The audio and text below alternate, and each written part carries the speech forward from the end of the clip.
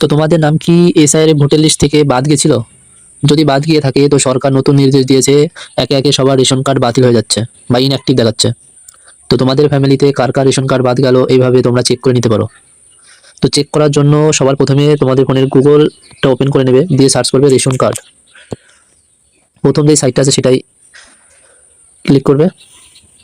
Click করার পরে citizenship বা সিটিজেন হোম বলে যে অপশনটা আছে এখানে, এটাই ক্লিক করবে।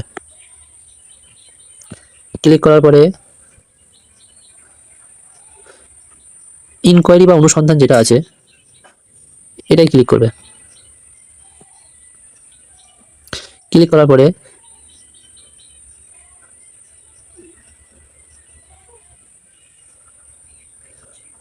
Search your ration card details এটাই ক্লিক করবে।